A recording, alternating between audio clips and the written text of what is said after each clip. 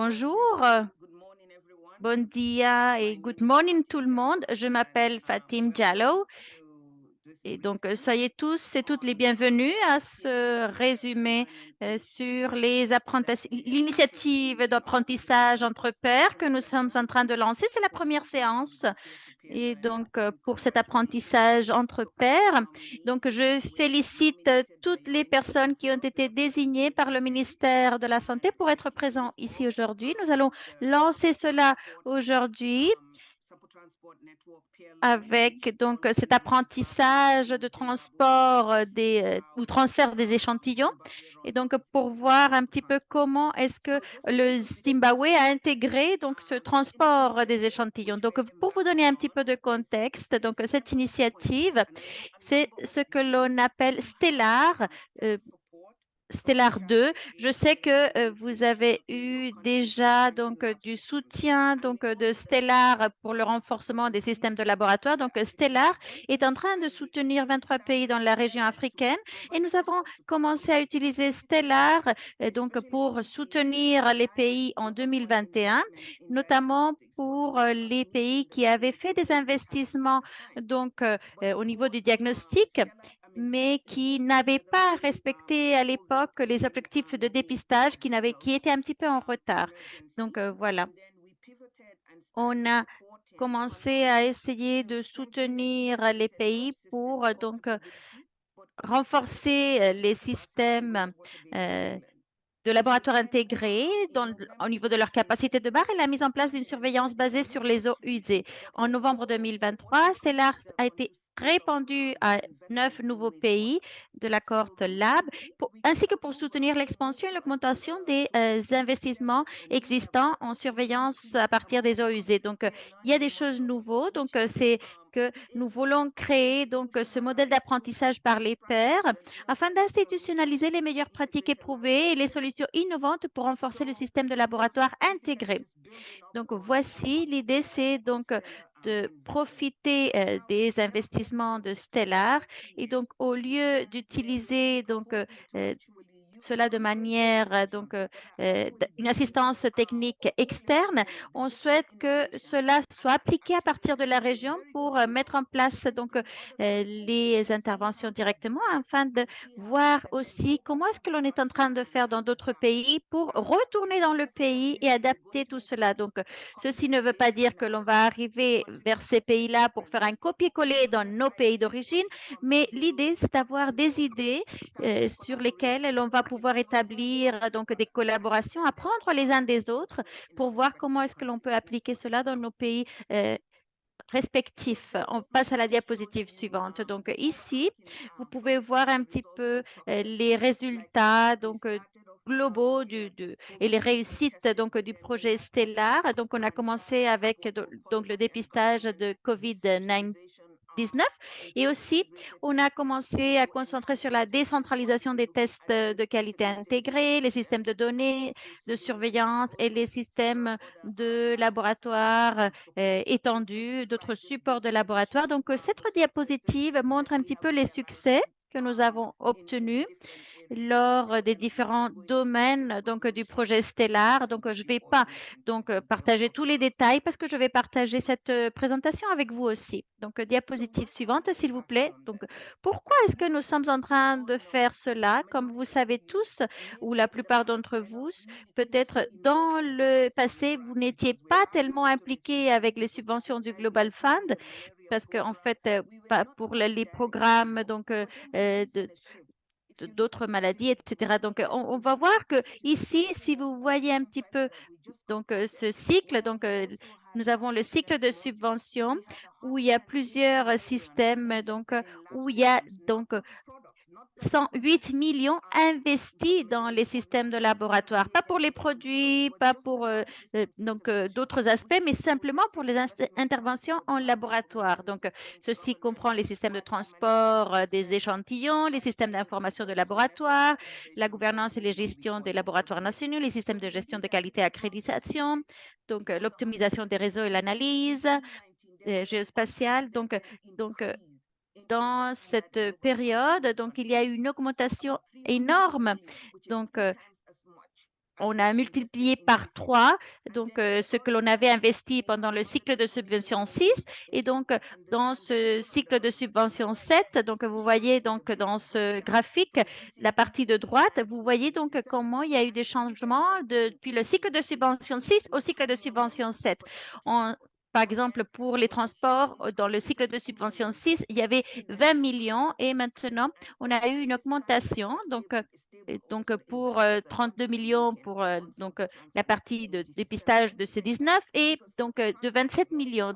Et ceci, ça a du sens parce que le transport des échantillons est important. Donc, lorsqu'il y a des urgences, il faut établir des systèmes intégrés qui soient résilients pour donner réponse à des situations comme la COVID ou d'autres pandémies. Donc, par exemple, l'Ebola aussi peut se produire et donc il faudrait utiliser ce même réseau de transport des échantillons pour d'autres maladies de ce type. Donc, il est important de continuer à maintenir ce système dans ce cycle de subvention 7. Donc, nous voyons donc 32 millions en C19 et 27 millions donc pour le cycle de subvention 7. Donc, certains d'entre vous avaient vu qu'il y a donc dans leur subvention du Global Fund qu'il y a des investissements pour le transport des échantillons. Je sais que ceci représente également des défis et donc l'idée c'est de voir ensemble comment est-ce que nous pouvons promouvoir la mise en œuvre et donc l'important c'est que nous devons utiliser cet argent de C19 en décembre 2025. L'argent de C19 doit être dépensé. Et donc, c'est pour cela qu'il faudrait le faire comme ça avant de faire le saut à ce cycle de subvention 7. Notre priorité, c'est de voir comment est-ce que nous pouvons accélérer l'absorption de fonds, la mise en œuvre d'activités au niveau du transport des échantillons et aussi des systèmes de transfert des échantillons. C'est pour cela que nous sommes ici. Donc, l'idée, c'est d'aller apprendre de ce que l'on a fait à Zimbabwe et puis revenir dans vos pays pour la mise en œuvre de tout cela. Donc, si vous êtes ici, c'est parce que vous faites partie de la mise en œuvre des systèmes de transfert et de transport des échantillons. Donc, si vous n'êtes pas adéquat à ce niveau, en fait, on pourrait vous aider à renforcer les réseaux de transport ou de transfert et établir des KPI aussi si cela est nécessaire. Donc, comme je vous l'ai déjà dit, en fait, nous sommes en train de garantir la pérennité, de faire un transfert de connaissances qui soit durable aussi. Ici, nous allons travailler, nous allons parler du transport des échantillons et nous avons certains pays qui ont fait des investissements en C19 et dans le cycle de subvention 7 qui sont considérés ce que l'on appelle les pays cohortes. Et c'est là les pays de la cohorte qui ont fait des investissements importants ou qui en fait sont en train de faire des mesures de suivi. Et il y en a certains pays qui ont déjà des mesures de suivi, etc. D'autres ne l'ont pas, ce n'est pas obligatoire. Donc, pour ce projet, nous voulons introduire ce communauté, le ECSA, qui est le coordinateur de l'initiative et ce qui va nous soutenir à ce niveau aussi. Voici la liste des différents domaines de transfert de connaissances. Et il y a également, par exemple, le renvoi ou le transfert intégré des échantillons. C'est là où il y a le pays monteur, c'est le Zimbabwe. L'idée, c'est d'établir des communautés de pratique aussi. Nous allons le Zimbabwe va permettre d'avoir une communication continue pendant, après et avant la formation. Pour les pays, vous allez être divisé en deux groupes, parce que comme ça, il n'y aura pas plus de 4 pays qui vont au Zimbabwe au même moment. Nous avons le groupe de Ghana, Kenya et Nigeria. Sierra Leone aussi, et aussi ce sera le pays qui va aller d'abord, et puis après ce sera Togo, Madagascar et Angola qui vont également aller au Zimbabwe, et il y aura de l'interprétation simultanée. Ne vous en faites pas, si vous parlez français ou portugais, vous allez venir aussi avec des interprètes, et il n'y a pas de problème, pas de souci pour les problèmes de langue. Donc, qu'est-ce que nous allons mesurer? En fait, on va vous amener à Zimbabwe pour que vous puissiez apprendre des Zimbabwe. Vous reviendrez dans votre pays. Vous pourrez commencer la mise en œuvre ou accélérer la mise en œuvre si vous l'avez déjà commencé. Et donc, ce que l'on veut, c'est de voir donc une amélioration donc à ce niveau. Donc, on veut voir donc des améliorations par rapport à la capacité ou la capacité donc du transport d'échantillons. Donc, nous voulons également voir qu'il y a plus de participation avec les pays récipiendaires. Donc, par exemple, voir comment est-ce que l'on a améliorer la réponse à toute possible pandémie ou épidémie qui pourrait surgir, augmenter l'absorption des fonds donc dans le transport des échantillons aussi. Donc, nous voulons également voir si vous allez renforcer la collaboration non seulement avec le Zimbabwe, mais avec les pays de la cohorte, parce qu'il y a plusieurs pays qui ont des défis similaires, pour voir comment est-ce que vous pouvez continuer à faire ce travail en réseau. Donc, voir si, par exemple, il peut y avoir également des publications concernant cette initiative. Bien sûr, le Zimbabwe va vous donner des formations après aussi et vous aurez l'opportunité d'être en relation avec le Zimbabwe pour dire un petit peu qu'est-ce que vous attendez de cette formation, qu'est-ce que vous allez voir.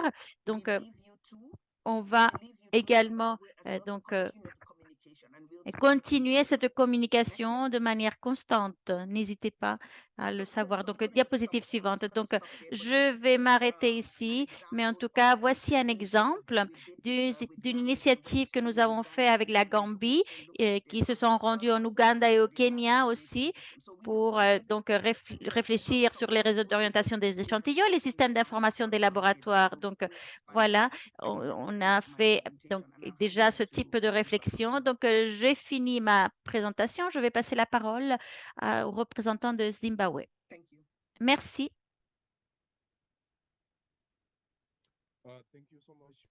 Merci beaucoup. Bonjour à tous et à toutes. Est-ce que vous m'entendez? Oui, on vous entend. On attend de pouvoir voir vos diapositives, votre présentation.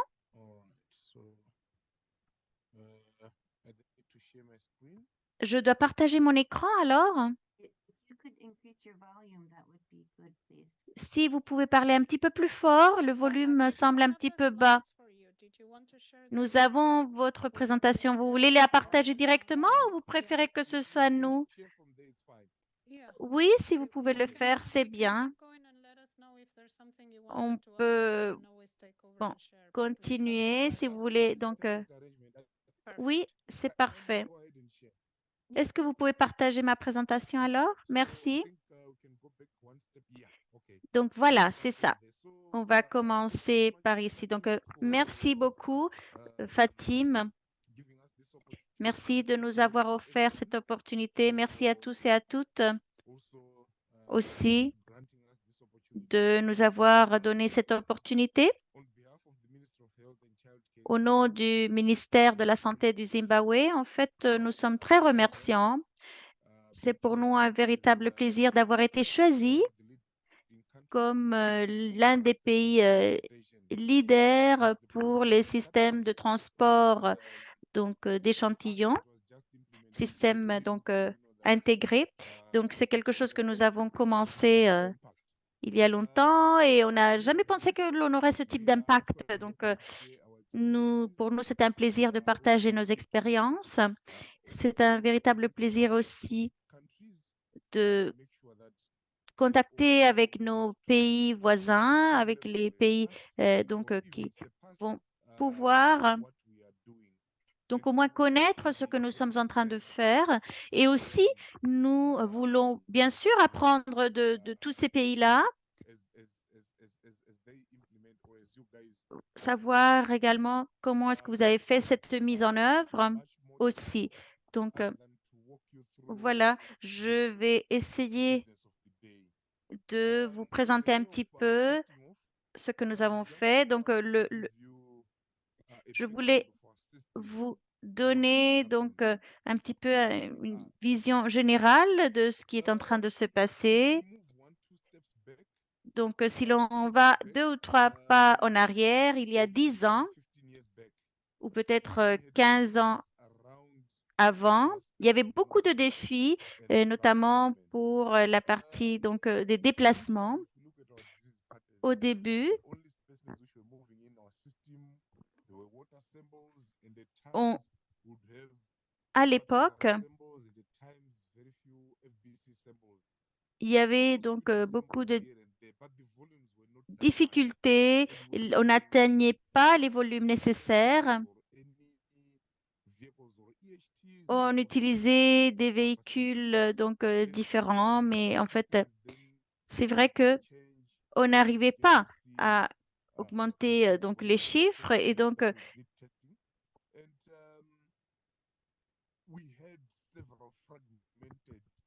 il y avait des systèmes de transport un petit peu fragmentés, mais certains échantillons parfois étaient jetés parce qu'ils n'arrivaient pas à temps, et donc d'autres euh, avaient besoin plus d'un jour, 2 jours ou 3 jours pour aller jusqu'au laboratoire. Et donc voilà, il y avait plusieurs choses qui se passaient au niveau de ces échantillons.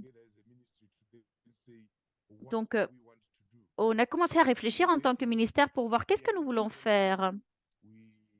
On voudrait que, bon, on voulait donc d'abord, on a embauché un prestataire privé donc pour faire ce type de transport, mais au moins, parfois, ce fut un petit peu compliqué.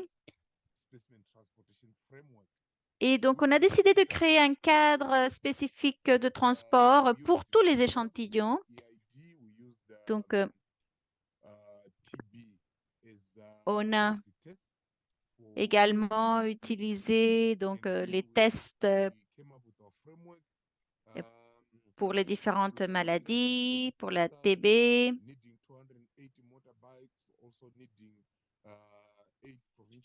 Et donc, on avait besoin également de véhicules spécifiques à l'époque pour la tuberculose. Et donc, on voulait avoir également, on a essayé de créer donc ce hub au niveau pour promouvoir une coordination au niveau provincial et national. Donc, il y avait ce qu'on appelle des riders, donc des personnes qui allaient autour, qui reprenaient tous les échantillons, qui les amenaient donc à ce réseau. Et donc, voilà, il y avait des échantillons qu'ils pouvaient tester directement si cela était nécessaire dans les différentes installations ou établissements. Donc, voilà. Et après, ils ramenaient les résultats. Donc, pour les échantillons qui ne pouvaient pas être testés dans ce laboratoire donc, de la zone, on utilisait donc le laboratoire provincial et il était déplacé jusque-là. Donc, voici un petit peu le cadre que nous sommes en train d'utiliser au niveau du Zimbabwe. Donc, étant donné la taille du pays, nous avons plus de 200 installations et 280 motos pour déplacer les les échantillons, pardon. Donc, à ce niveau, donc, bien sûr, il y a des installations qui sont un petit peu primaires. Il y en a de plusieurs types dans les chiffres que je vous ai donnés. Donc, l'idée, c'était de développer un petit peu ce cadre de travail. Ce fut une approche avec plusieurs parties intéressées. Donc, l'idée, c'était de réfléchir donc ce que nous avions et ce que nous voulions mettre en place. Donc, il y avait les institutions, il y avait tout, mais il fallait des ressources qui nous permettent donc de soutenir certaines zones. Et donc, le ministère qui a fait une collaboration avec BRTI, c'est une organisation volontaire privée du Zimbabwe, et aussi on a fait un partenariat avec le Global Fund, le Fonds mondial. Et donc, voilà. Ceci donc pour la mise en œuvre donc, de tout ce système. Donc, ce que nous avons fait,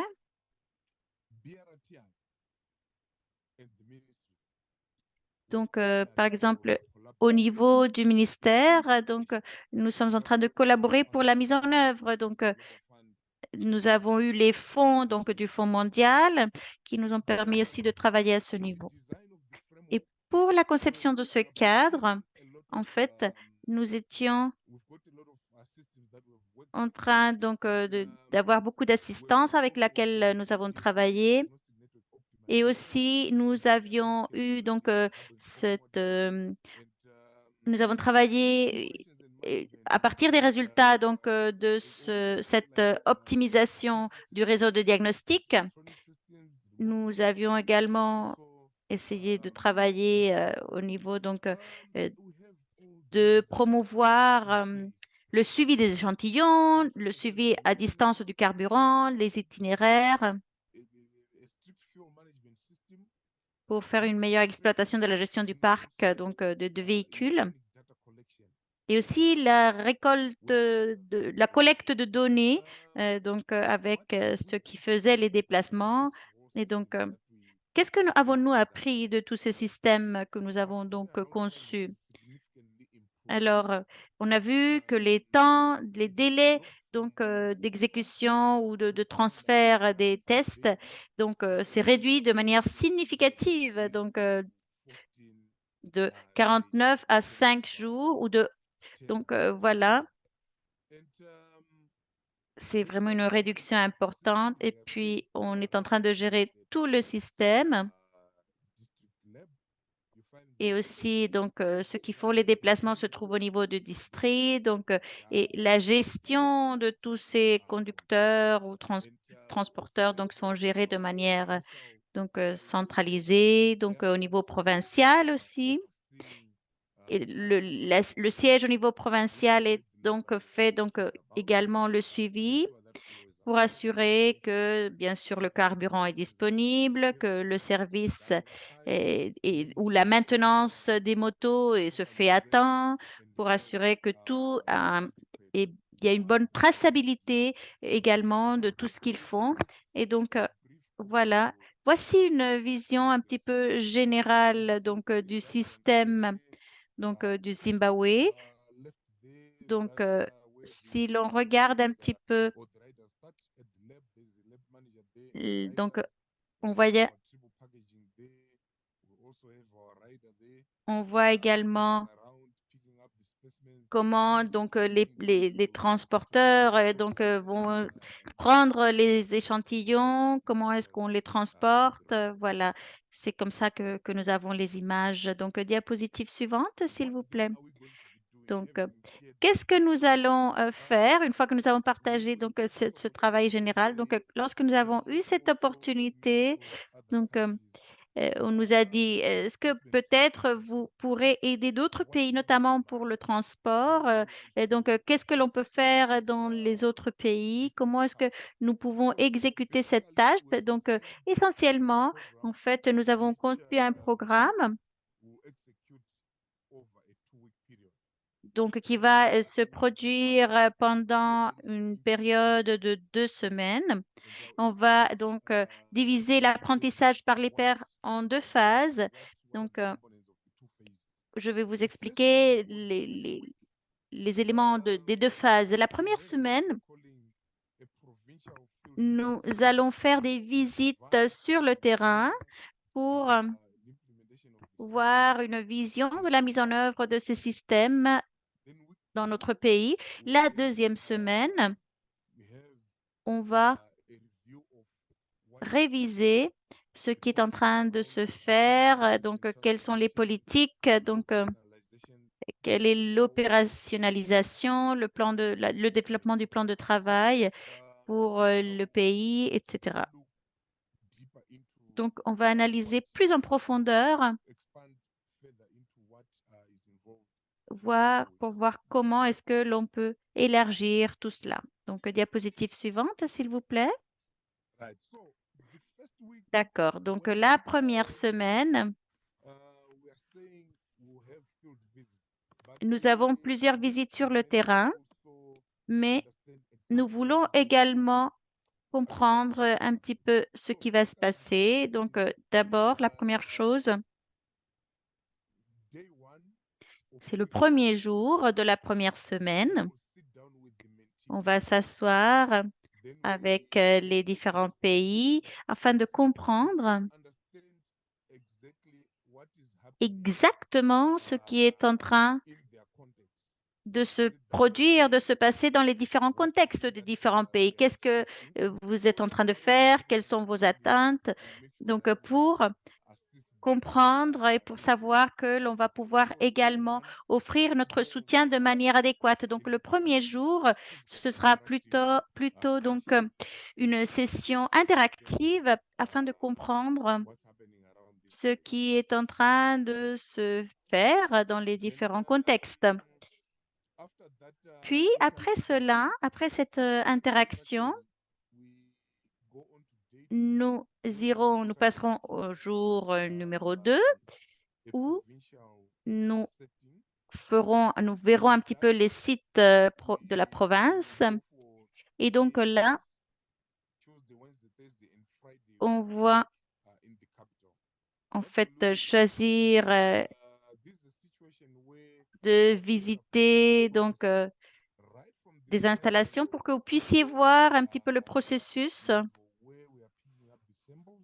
directement, de la manière dont on prend les échantillons jusqu'au le niveau du district. Et puis aussi, on montrera un petit peu le transfert donc de ces échantillons après le niveau provincial. Donc, l'idée, c'est de vous montrer un petit peu ce qui se fait au niveau des flux de processus. Donc, depuis le début jusqu'au niveau de transfert provincial. Et puis après, donc, on verra un petit peu. L'idée, c'est d'avoir un petit peu cette approche pratique de notre système. Diapositive suivante. Puis, la deuxième semaine, là, il y aura plus de conférences, disons. L'idée étant de faire comprendre comment est-ce que nous sommes en train de faire la gestion. Donc, comment est-ce que l'on fait les collaborations, la propriété, la gouvernance, la structure.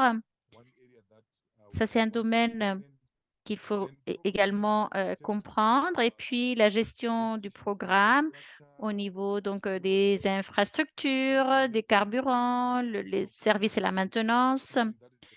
Donc, tous les équipements que les transporteurs doivent utiliser également, et aussi, par exemple, les équipements de protection individuelle, une vision générale du programme, donc depuis le niveau le plus bas jusqu'au niveau national. Et puis aussi, nous voulons avoir des indicateurs pour faire le suivi, l'évaluation, donc comment est-ce que nous sommes en train de faire.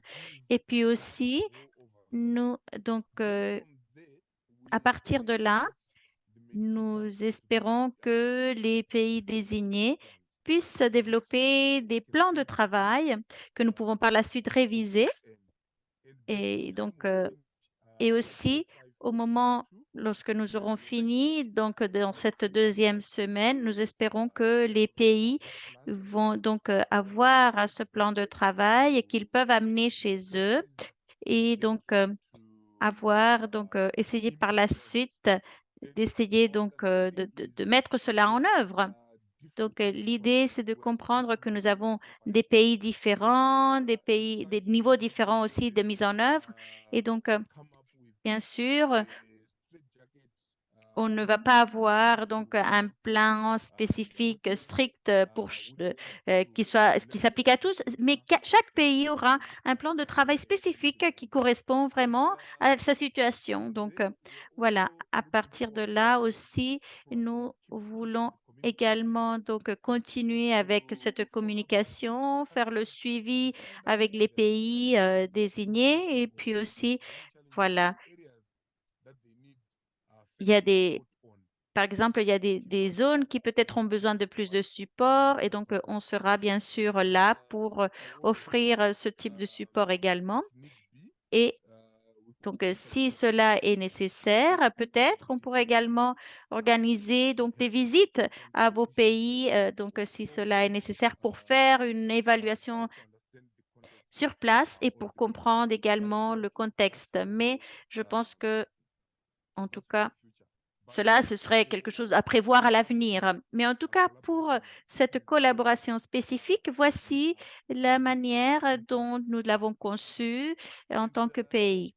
Voilà. Et puis, avant de passer à mes deux dernières diapositives, je voulais mentionner également que, bon, c'est quelque chose qui n'est pas sur les diapositives, mais en tout cas, nous avons également proposé pour le groupe 1, pour la cohorte, donc, depuis le 22 juillet jusqu'au 2 août.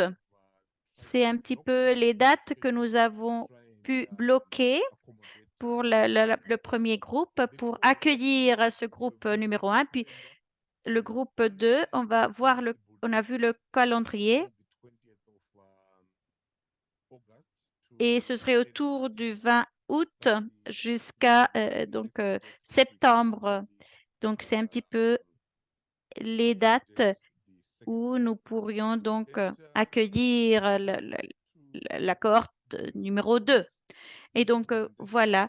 Pour compléter cette présentation, je voulais dire qu'il y a deux vidéos que je voulais donc vous montrer. Donc, pour montrer un petit peu comment est-ce que nous sommes en train de faire le transport des échantillons pendant les 3 dernières semaines. En fait, nous avons voulu donc essayer d'assurer que les autres pays soient conscients du travail que nous sommes en train de faire. Et donc, nous avons élaboré ces vidéos. Donc, nous en avons plusieurs vidéos, mais donc, on va vous en montrer une au moins pour que vous compreniez un petit peu le travail que nous avons fait. Et donc, j'espère que, donc, bon, bien sûr, nous allons partager cette présentation avec vous et bien sûr, on aura le temps de voir toutes les vidéos par la suite si cela est nécessaire. J'apprécie énormément le travail que vous êtes en train de faire dans les pays et donc aussi, je voulais vous montrer cette vidéo que nous avions.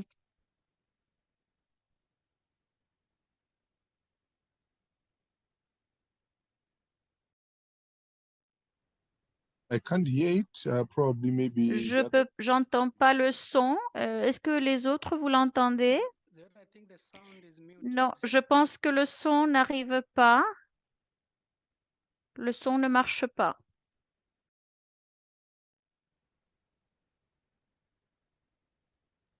Maybe our comms team can help mute the sound.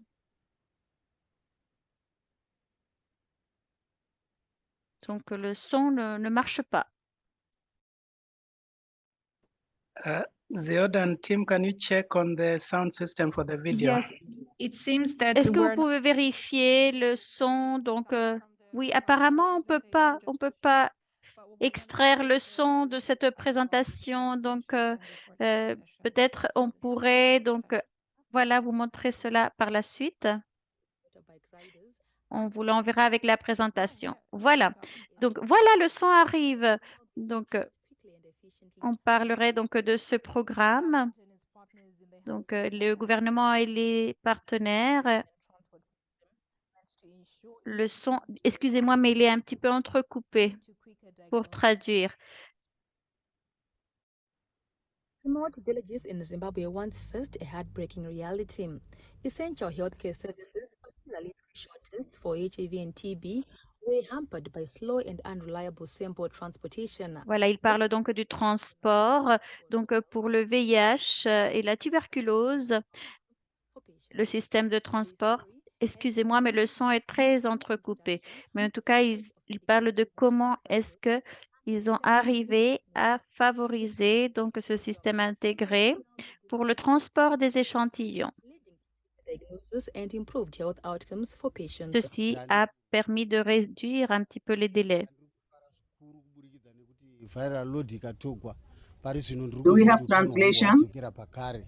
Nengari yokuti maripoti tiri kuawana Agrippa. nokukurumidza kuburikidza navakomana Yes. vari kufamba nemudhudhudhu. ini ndiri murwere weTB ndakarwara kwenguva tichatorerwa matest edu paRoma pachipatara chiri paseri matest ainonoka kuuya asiko zvino tangoti ipapo ipapo Haiye zvino zvanaka kudhara aitononoka kuuya zvokuti dzimwe nambo unotopedzisira watokushipa.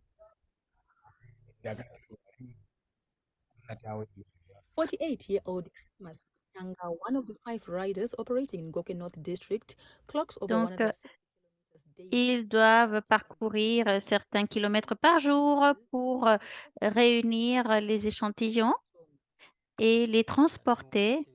iri kuyanga iri mulebhumamia saka one mande tinenge tichiziva kuti tichaenda uku tichaenda uku tichaenda uku. Director Laboratory Services, the Ministry of Health and Child Care, Dr. Raivo speaks on the scope of the program. We now have integrated sample Donc, transportation. maintenant, nous avons le transport, le système de transport intégré dans tous les quartiers, les régions. Et donc, ceci nous permet de faire une meilleure utilisation des données et nous avons réussi à réduire les temps donc, de déplacement. Et donc, voilà, donc, une réduction d'entre 11 et 15 jours dans le transport de ces échantillons.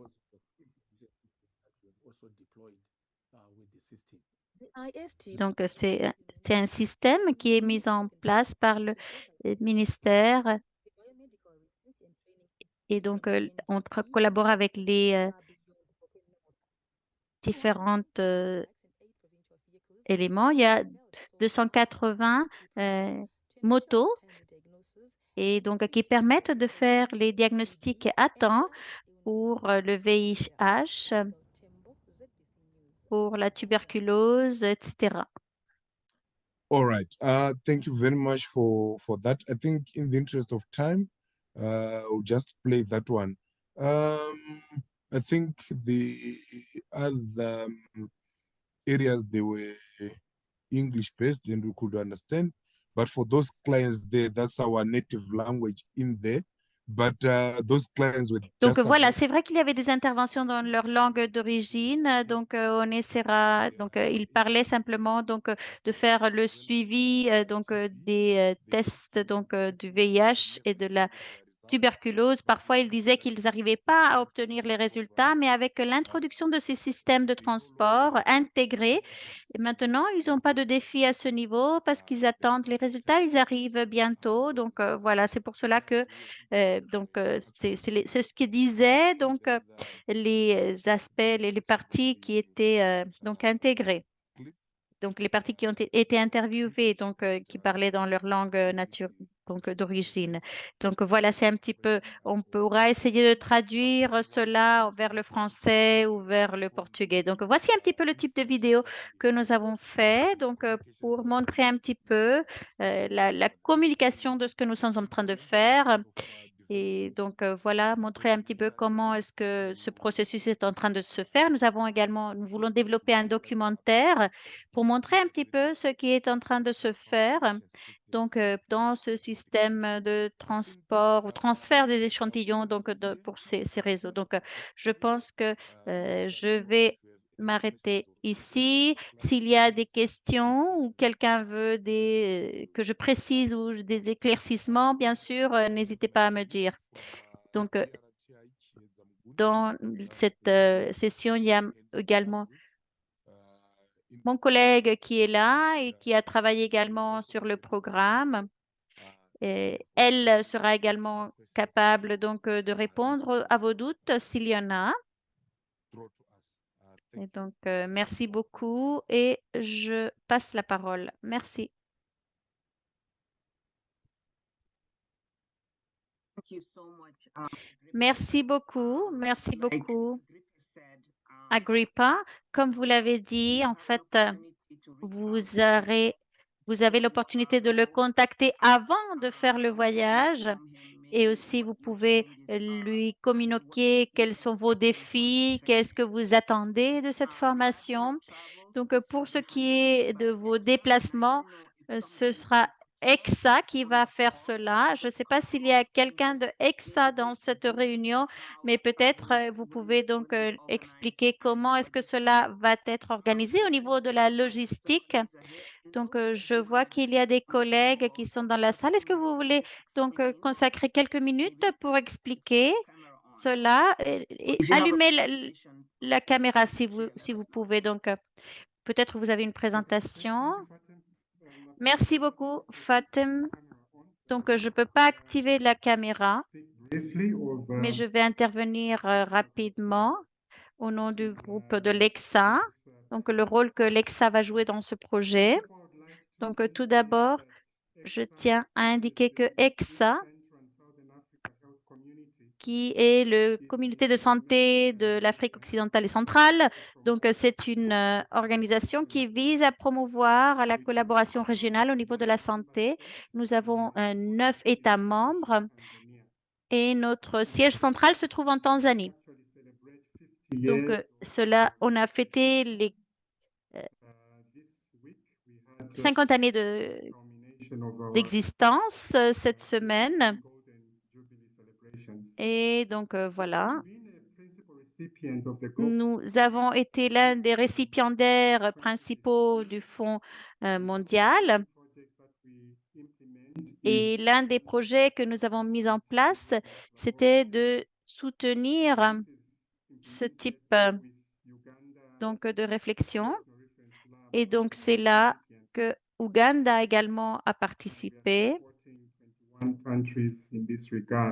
Nous soutenons également beaucoup de membres et de projets du Fonds mondial comme le mécanisme de riposte à la COVID-19. Et donc également, on a participé également au programme de leadership pour le test de la COVID-19. Et donc, on a été engagé par le Fonds mondial pour coordonner et faciliter donc cet apprentissage entre pairs.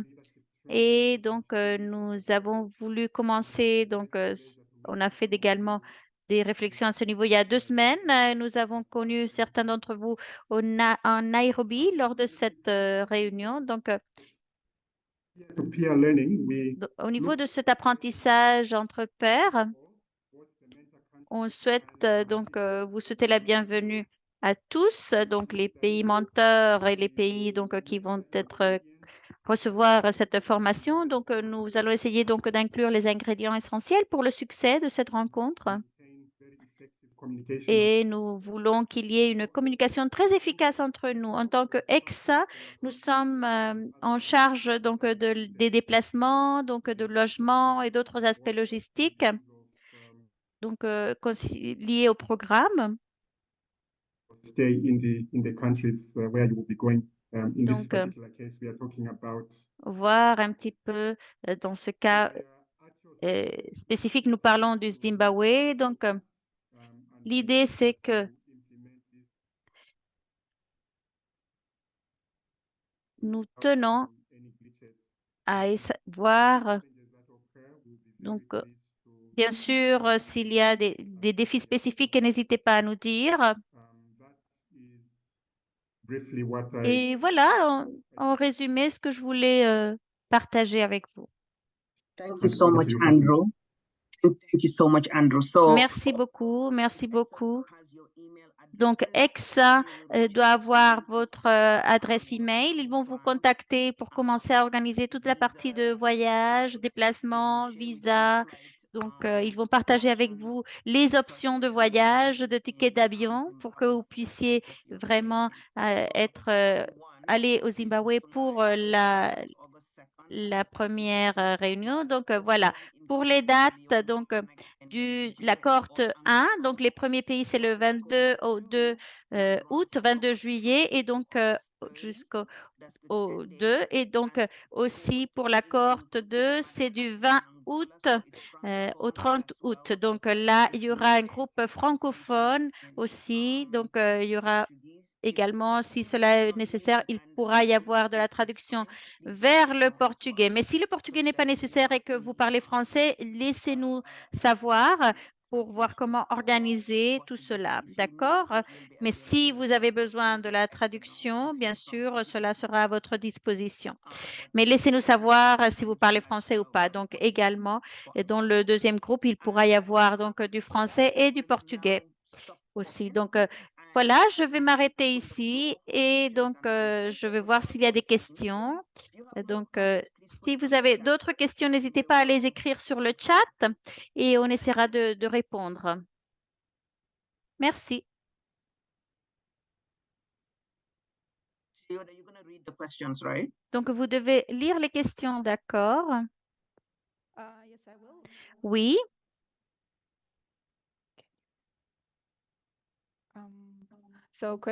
Alors, la question numéro 1 s'adresse à Osborne et de Osborne, pardon, il s'adresse à Agrippa, c'est sûr.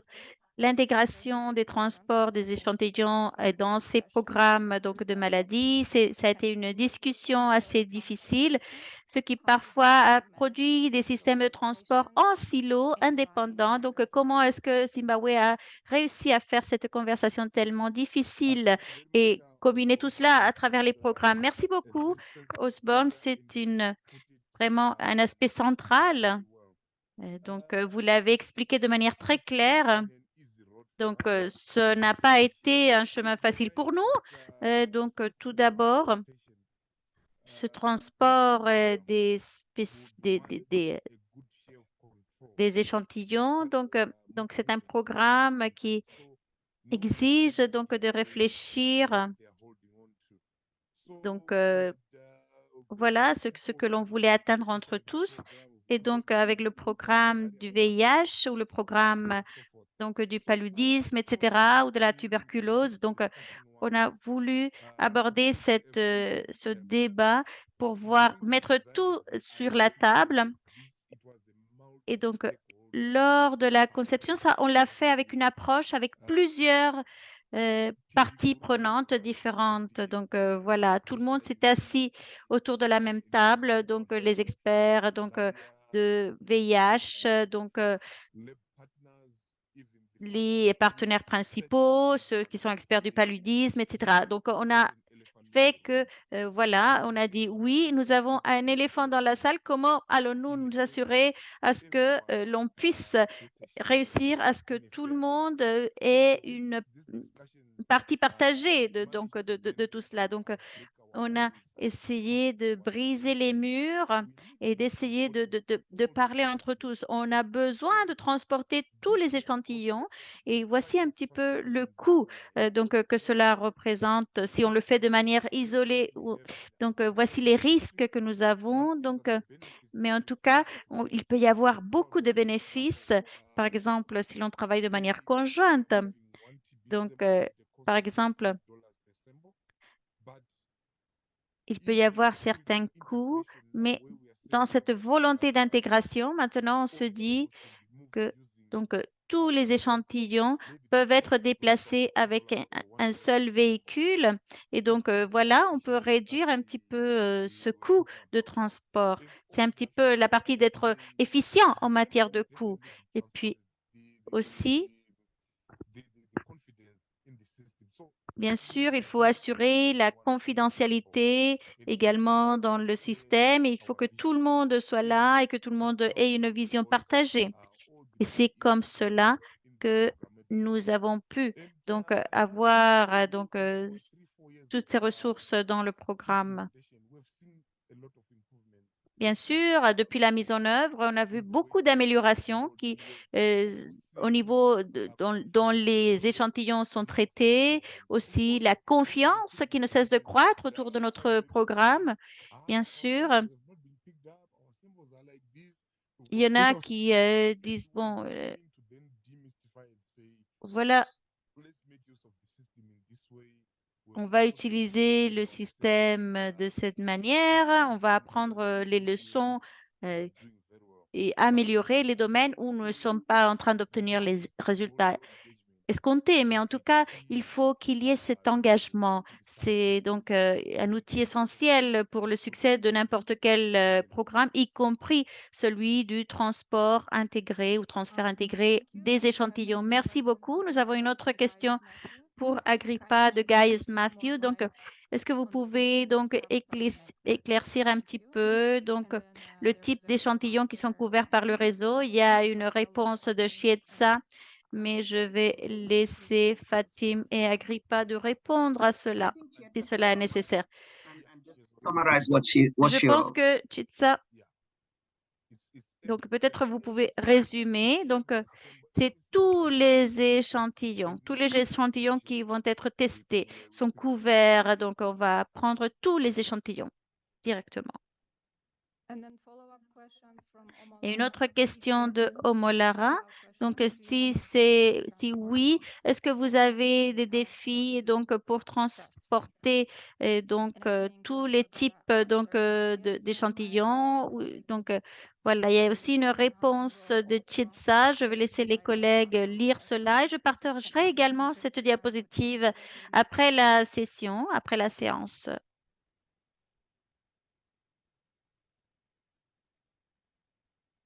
I think go to the next slide. We can all On read it. peut passer donc à la partie suivante.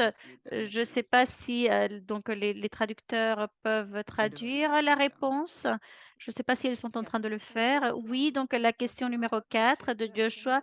Donc, est-ce que vous pouvez parler des conditions requises au niveau de la température pour les différents types donc d'échantillons que vous avez mentionnés auparavant?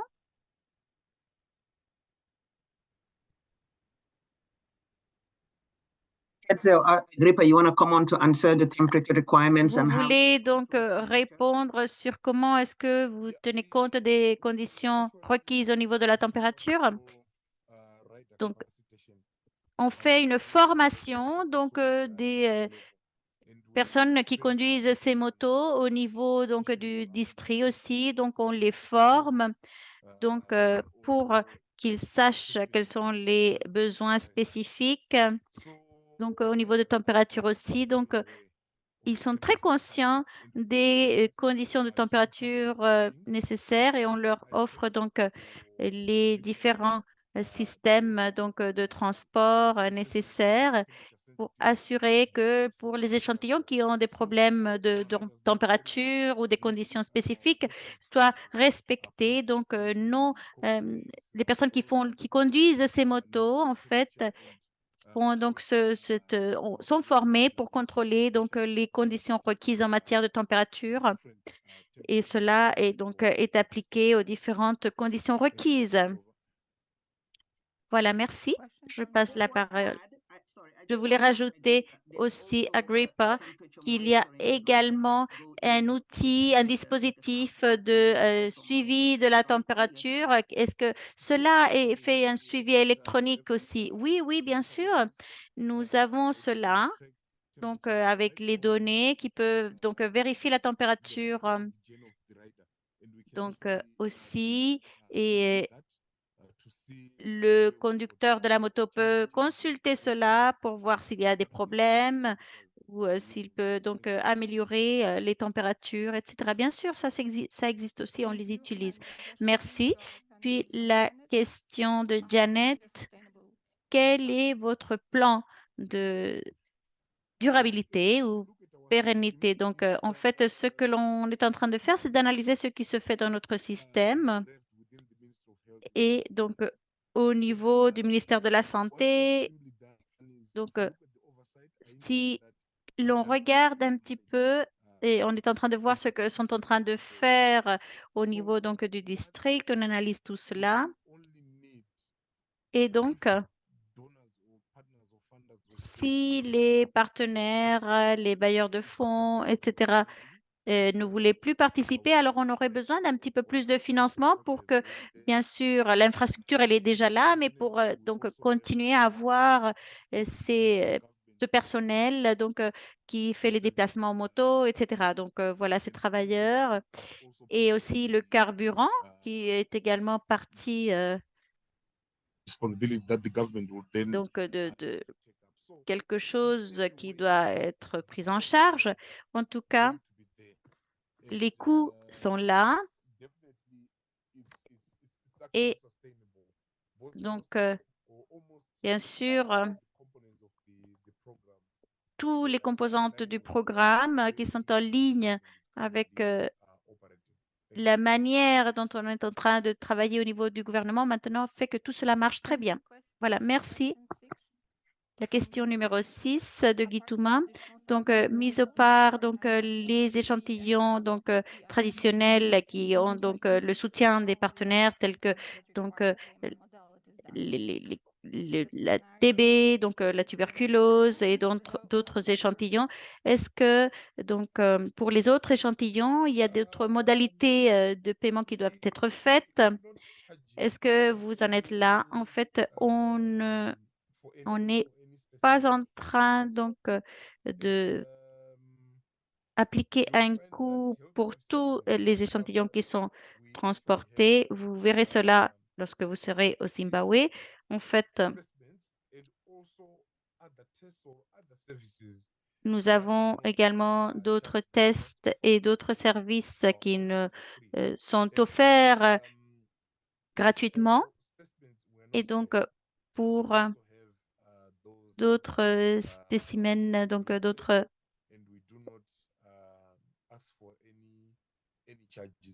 échantillons ou exemplaires qui ne sont pas compris. Donc, en fait, c'est vrai que parfois les tests sont compliqués. Il y en a certains qui exigent donc un paiement, mais en tout cas, vous verrez que les patients parfois eux-mêmes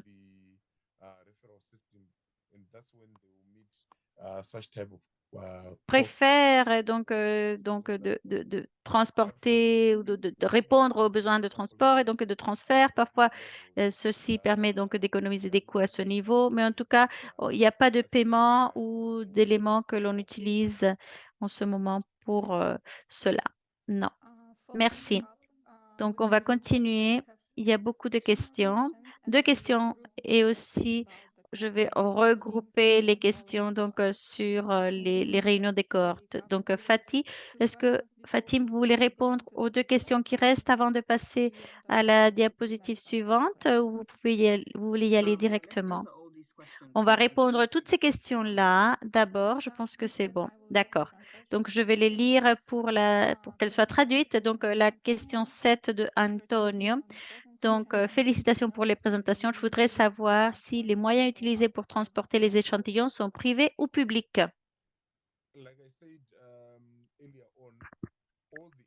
Alors, toute l'infrastructure a été fournie par le gouvernement, donc les motos, voilà, et ils fonctionnent donc dans ce contexte public. Donc, la question numéro 8, comment faites-vous pour assurer la pérennisation de votre système de transport, surtout entre la fin d'un projet et le début d'un autre projet? Voilà, c'était une traduction du français. Voilà. Already, I've talked about the other part En of fait, sustainability. oui, il faut parler de cette pérennisation. Donc, on parlera plus en détail aussi si cela est nécessaire. Mais lorsque l'on passe d'un projet à l'autre, donc je pense que c'est comme dans tous les autres projets qui se produisent dans les différents systèmes. Donc, on fait des activités donc, de renforcement. Il y a des propositions de développement donc, pour donc, une année à l'autre. Donc, par exemple, le cycle de subvention 7 va se développer pendant 3 ans. Et donc, nous avons déjà présenté nos propositions de notre planification pour les 3 années à venir. Donc, lorsque l'on arrive à la fin du CS7 en 2026, eh ben, on commence déjà avant à planifier donc, la partie suivante de 2027-2029. Donc, c'est un petit peu comme ça que l'on fait pour le transfert des échantillons. Donc, voilà, on parle avec les sources de financement, le Fonds mondial, etc. On planifie un petit peu à l'avance avant donc d'arriver au cycle de subvention suivant. Et s'il y a des changements à ce propos, eh ben, il faut également s'adapter, planifier pour ces changements et donc essayer donc, de voir qu'il n'y ait pas donc ces pauses entre l'un et l'autre, donc une période et l'autre. Voilà. La question numéro 9 de Monsieur Félix Sorvol. Donc, la plupart, donc, Expert. vous avez parlé donc des installations qui n'ont pas Gene Expert. Ici au Ghana, nous n'avons pas de frigo pour conserver donc les échantillons avant le transport. Donc, comment est-ce que vous faites cela? Est-ce que vous faites le transport au quotidien? Donc, voilà, nous allons, bien sûr, il y a des choses qu'il faut tenir donc en tête au niveau donc des volumes et aussi l'utilisation efficiente des ressources. Donc, ce que nous avons fait, c'est nous avons établi donc des planifications de route pour chaque district et pour chacune des installations que nous avons, des établissements. Et donc, si chaque installation sait quand est-ce que la personne va arriver avec la moto et donc parfois c'est environ 2, 3 fois par semaine et donc voilà, ils peuvent, donc il y a des endroits où oui, il y a des visites donc au quotidien, mais en tout cas, il y a une certaine prévision et donc ils savent quand est-ce que le conducteur de la moto va arriver, si c'est le lundi, le mercredi, etc., au moins 3 fois par semaine, et ils savent l'heure à laquelle ils vont venir. Donc, en sachant ça à l'avance, c'est intéressant parce que comme ça, ils peuvent donc organiser cela selon les horaires donc des conducteurs de moto. Donc, on veut éviter donc d'avoir ces échantillons qui sont stockés parce que voilà, parfois il y a des problèmes à ce niveau aussi. Donc, parfois il faut qu'il y ait des frigos, donc que ça marche bien, etc. Donc, on essaye d'éviter cela. Il y en a des endroits où ça marche très bien, les frigos, bien sûr, mais si il peut y avoir des soucis à ce niveau. En fait, on essaye donc de communiquer les horaires pour que ces établissements-là donc puissent donc par exemple avoir du stockage, c'est intéressant, mais si ce n'est pas le cas. Donc, l'idée, c'est donc d'essayer d'éviter de stocker les échantillons et donc d'organiser tout cela donc, pour que, en fait, ils soient collectés le premier jour, le jour même que l'on a pris les échantillons. Merci beaucoup, Agrippa. Il y a des commentaires par rapport aux dates. Donc, Fatim, je vous passe la parole. D'accord. Donc, je voulais, comme Agrippa dit, donc la cohorte 1 donc, est prévue du 22 juillet au 2 août. Donc, pour les pays de la cohorte, ce sera la Sierra Leone, Ghana, Kenya et Nigeria. Donc, EXA va vous consulter pour planifier donc les déplacements, la logistique, les visas, etc. Du 20 août au 30 août, il y aura la deuxième cohorte qui va visiter le Zimbabwe aussi. Ce sera un groupe francophone et lusophone avec Togo, Madagascar et Angola. Donc, pour Angola, laissez-nous savoir si vous parlez français ou pas, si vous n'avez pas besoin de la traduction vers le portugais. Si vous en avez besoin, il n'y a pas de problème, on peut l'organiser aussi. Je pense que, étant donné que nous avons des services donc de traduction qui vont finir dans 2 minutes, je vais vous demander donc Agrippa et Tips, donc c'est d'établir donc un groupe de chat pour la cohorte 1 et un autre pour la cohorte 2 pour qu'ils puissent donc vous communiquer les doutes avant d'arriver à Zimbabwe, etc. Donc, nous avons uniquement les adresses email. Donc, cela dépendra de chacun des pays. Si vous voulez partager un petit peu vos téléphones pour créer ce groupe WhatsApp, je pense que c'est plus facile donc de communiquer par WhatsApp. Et donc, voilà. Et bien sûr, And voilà, if c'est optionnel. Si le Zimbabwe veut faire cela ou Agrippa veut faire cela. Donc, on vous prie donc de partager donc vos téléphones aussi pour qu'on puisse vous consulter. On va arrêter ici. Donc, voilà. Donc, je pense que beaucoup de ces pays ont décidé de créer des contrats avec des partenaires privés, avec le ministère de la Santé et les partenaires privés. Donc, peut-être on pourra parler de ce type de contrat pendant la deuxième semaine. Ce serait intéressant de parler de cela, de ce qui devrait être inclus sur les contrats ou pas. Et parler également sur les KPI serait intéressant. C'est quelque chose d'intéressant. Donc, je vous remercie à tous et à toutes de nous avoir rejoints. Donc, voilà, pour les téléphones, partagez-le avec Agrippa. Donc, il va vous consulter à tous par email. Il a toutes les adresses email. Et donc, voilà, il pourra partager tout cela avec vous directement. À nouveau, merci à tous et à toutes de nous avoir rejoints. Et donc, on espère avoir cet apprentissage entre pairs. Et j'attends également de voir comment est-ce que vous allez faire tout cela lors du retour à vos pays. Donc, il y aura un suivi après la formation. Donc, si vous voulez que le Zimbabwe va dans votre pays pour voir comment est-ce que vous avez fait cette mise en œuvre, le Zimbabwe sera disponible également pour voyager dans chacun de vos pays si cela est nécessaire. Et donc, au moins pendant 3 jours. Si c'est plus de 3 jours, il faudra parler avec les équipes du pays pour voir s'il y a plus de soutien pour ce faire. D'accord. À nouveau, merci à tous. Merci aux intervenants. Merci à l'équipe de Zimbabwe. Merci à Agrippa et Chiatsa. Merci à tout le monde et merci aux interprètes aussi pour cette période, ce temps que nous avons partagé ensemble. Je vous souhaite un bon après-midi et un bon week-end aussi. Merci et au revoir. Merci Fatim, merci d'avoir organisé cela et merci à tout le monde. Nous avons vraiment hâte de vous voir tous à la fin du mois de juillet, fin du mois de août. Merci encore.